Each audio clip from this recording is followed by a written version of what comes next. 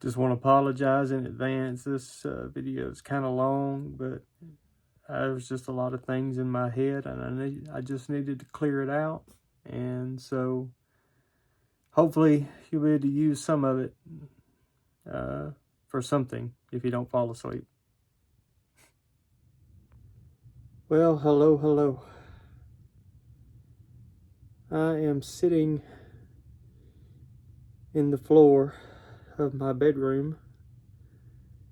It's odd for me to say my bedroom because I have not slept in this room in over a year.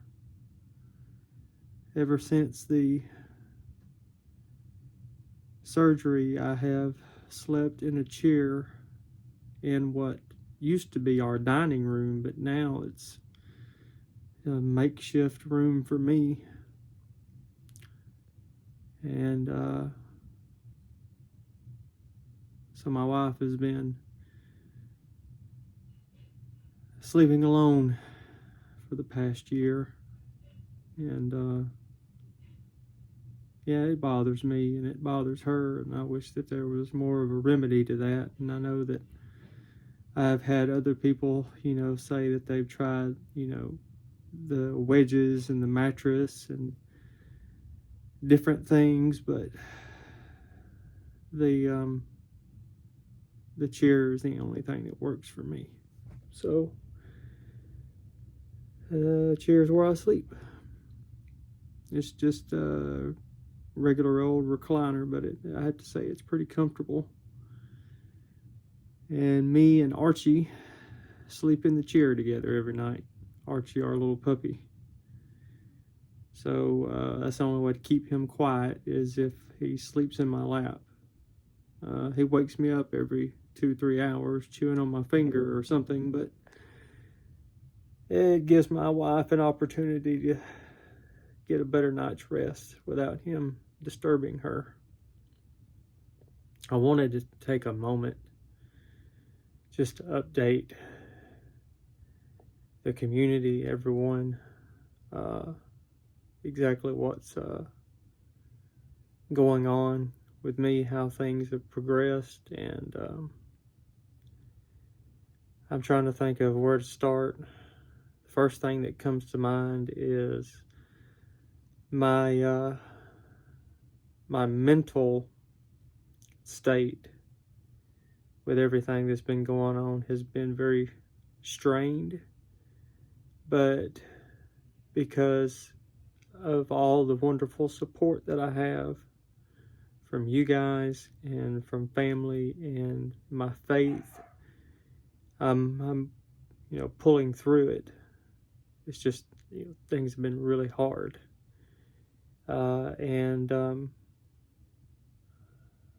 I still do not have any kind of an appetite. I have not had an appetite or felt any kind of hunger since the surgery, since the esophagectomy.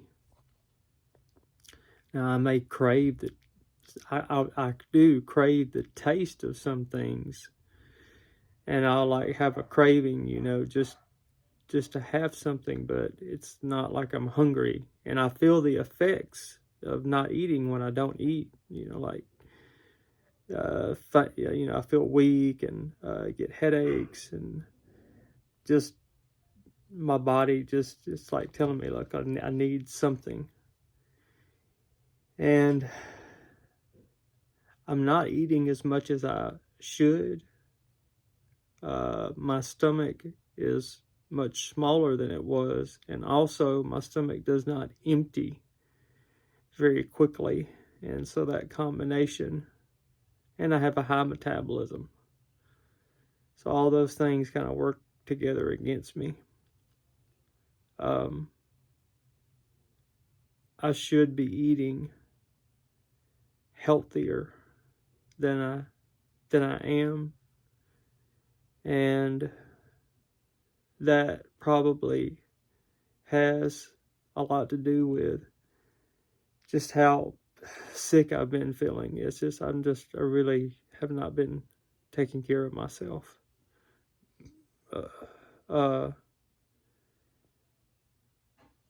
Because I don't eat that much, I was so mindful for so long about like eating things that were healthy. And now it's like, just for today, for example, for breakfast I had a sausage biscuit with some egg on it. And then later on in the day I had some chili cheese fries. That's all I've had to eat all day. And another day, it may be like a bowl of cereal and some pizza. And almost always at night I have like a cup of soup. It's like a beef vegetable soup, a pot roast vegetable soup every night almost. When we go to the store, I just buy a bunch of cans of soup because I eat a lot of soup. But I have been hoping for a while that things were going to get better. That things would just gradually get better, that more time that went by, I'd get more accustomed to this new body, and, that things would just get easier.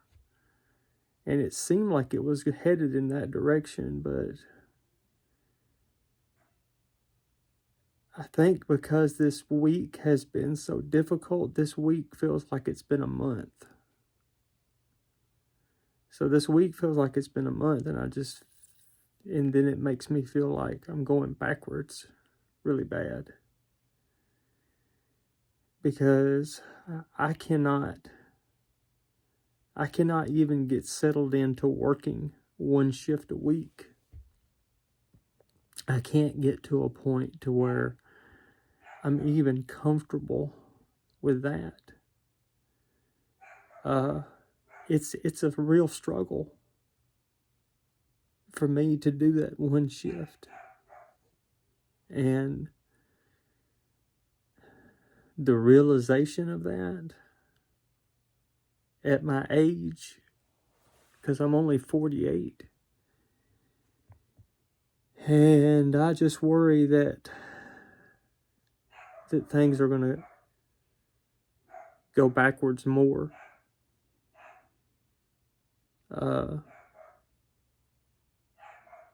And I just want for things to get better. The honest dilemma in that, though, is that I'm not doing enough myself to try to make it better. I have allowed myself to be so consumed by the pain that I'm in that I haven't been trying to build muscle, and I haven't been eating as good as I should be, and I cannot allow myself to get to a place to where I'm just letting go. And I feel like I'm telling myself to let go sometimes. Like I'm telling myself to just give up and just settle into this sedentary life of just trying to get through each day. And I don't want to accept that as my life, as my future. That's not what I fought this cancer for. That's not why I had my esophagus removed, and that's not why I went through chemo. And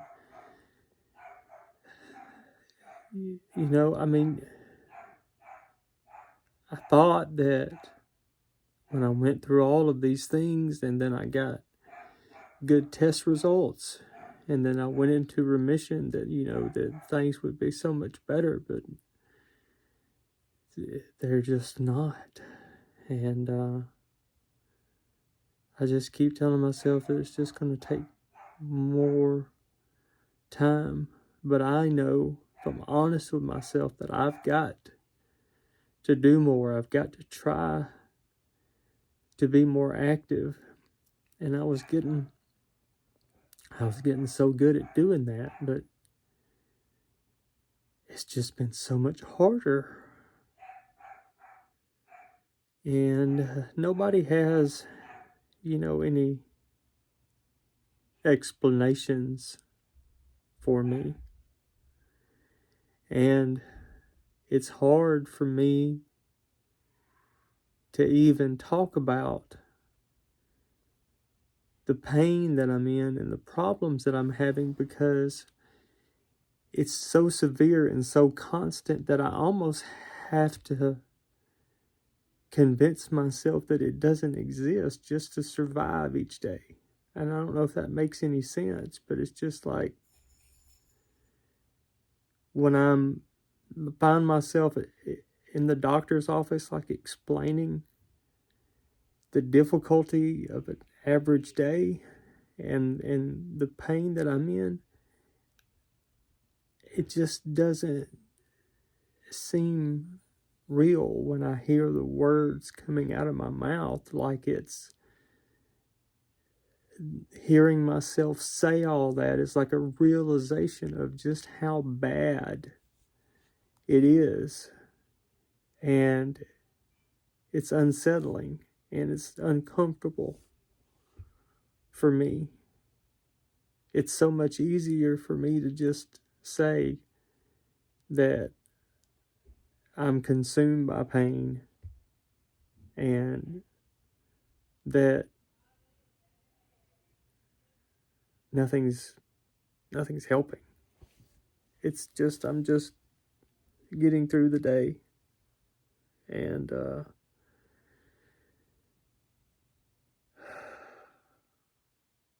I don't want this video to be like that. I'm really just trying to give you guys an update.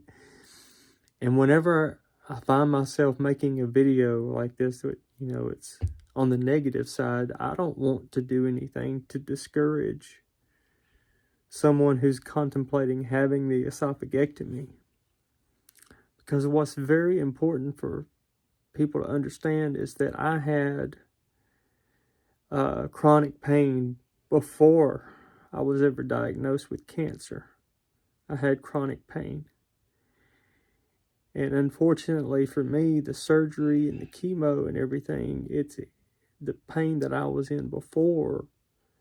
I don't know if I'm more sensitive to it, but it's just so much more intense now. And the therapies that I have been doing for over 10 years to treat these pains, they're not effective anymore. And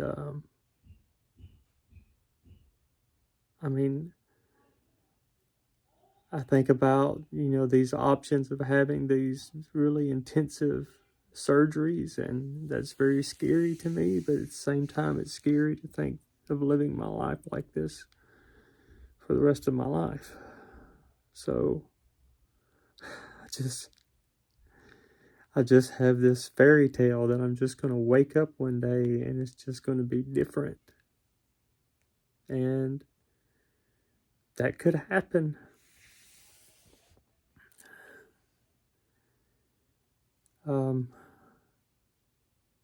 But this cancer, esophageal cancer, it's very aggressive. And when we're diagnosed with it, if we don't do something as quick as we can, then, it will destroy us. And the best thing that you can do is to have the esophagectomy. That's your best chance at, having this cancer, removed and fighting this cancer. Until the medicine improves. This is where we're at right now. So please don't let my experience discourage you from doing what you need to do. I'm just trying to document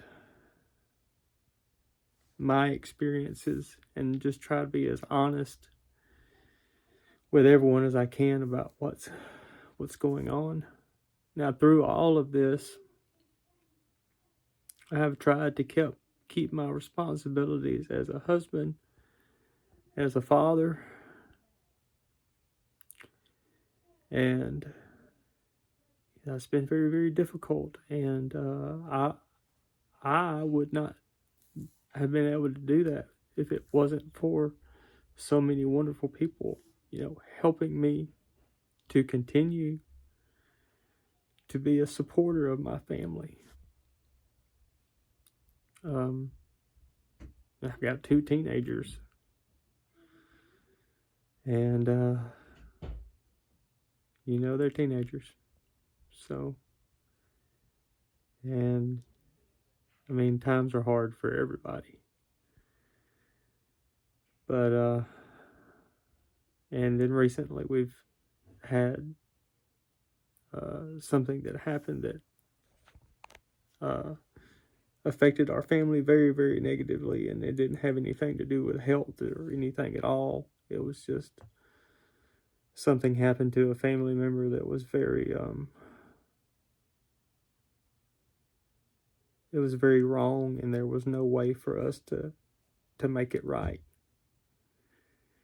And unfortunately, sometimes that happens in life. Sometimes something happens and it doesn't have anything to do with any decision or choice that you've made or anything that you've done, and it's just extremely unfair and life-changing. And you just kind of sit there and ask yourself, why is this happening? And it's just one of those moments for us this past week. So, but we're getting through it, and we're going to get through it, just like everything else. But back to the cancer, I haven't had a problem with reflux in a while. I was taking Pepcid before I went to bed, but now I just make sure it's at least a couple of hours that I eat, that I wait a couple of hours to go to sleep after I eat, and I don't eat anything before I go to bed that may give me like reflux, and so I hadn't had a problem with that. Someone had asked me about dumping. I don't really have a problem with dumping. Surprisingly, something anything that I've noticed, but I try not to eat things that have a lot of sugar. But I mean, I'll eat a big bowl of ice cream and no problem. But honestly, I don't even know how much sugar ice cream has in it. But that's about the sweetest thing that I eat, and I eat way too much ice cream, especially lately. Way too much ice cream. So, and I told you I had, chili cheese fries, but I'll eat a cheeseburger and chili cheese fries, and it won't bother me. If I haven't had food, if my stomach's had time to empty, I mean, I have a pretty good capacity for my stomach. Like, I can eat. I'm just trying to give you like a size of a meal. Like, I can eat a big hamburger and an order of French fries with no problem. A lot of times for dinner, I will eat a bowl of soup and like almost an entire pack of crackers, like almost a whole sleeve of crackers. Which is not a good balance either. But just to show you for capacity. But if I overeat, if I eat too much, then it just tries to come up. That's the only thing that happens. And if something really doesn't agree with me, my body just rejects it. So, you know, they said it's not a problem where I have to worry about it tearing or anything like that.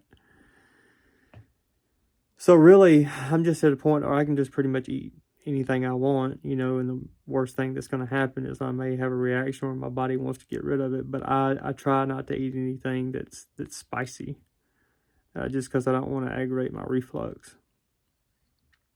And I really got to eat more healthy. I feel weak a lot of the time. I don't have any energy, but again, if I was to get dedicated and I said, okay, you know, you need to have this, you know, healthy breakfast, and you need to have this healthy snack after this breakfast, and if I really modified my day to where, you know, I had that kind of nutritional structure, then, you know, I think things would improve for me a lot. But our financial situation has been so bad for so long that it's just I don't even think about trying to make something like that happen. You know, I get up in the morning and I eat some kind of healthy cereal, and then for lunch I usually have something that's junky, like pizza or spaghetti or lasagna or tacos or just something junky. I used to have a salad for lunch a lot, but I haven't been doing that. And then for dinner, I'll usually, like I said, I'll just have soup. And those are pretty much how my days will go. Uh, but if I, but if I said, okay, I'm gonna have a healthy breakfast with like some fruits, and I was able to, do more vegetables during the day, I think that I would see a big improvement with what's going on. But I just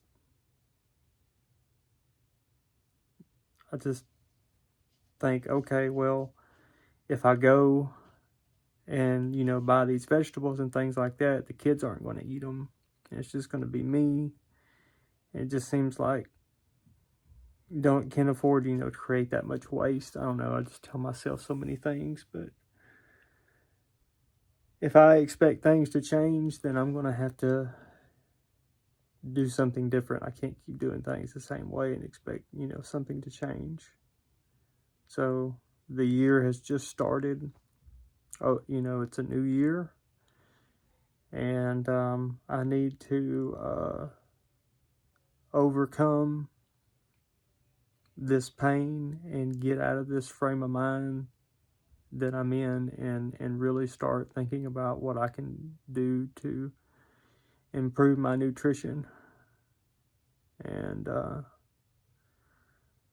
so I think that's a good first step for me where I'm at right now, is improving my nutrition. My weight is okay. I'm still at I weigh myself a few times a week. I weighed myself yesterday and it was 153. So my weight is consistently between 150 and 155. But when I had the surgery, I was 233. Anyway, I made this video too long. I doubt anybody's still watching at this point. But sometimes it's just good to talk to you guys. So let me focus on this nutrition more than I have been. I'm about to go make me some soup now. And thanks so much for everything, guys. I mean, just today, I was out and I was thinking about how I had spent way too much money, and money that was appropriated for bills that I didn't spend on bills. And I was just, anyway, that happens a lot. But then we got a donation today. Somebody donated $100, and I mean, that's, you guys, I mean, there's no way that I can really let you know what a blessing that is and how much that helps when a donation comes in. I mean, it's just, it really helps us, and we really appreciate it.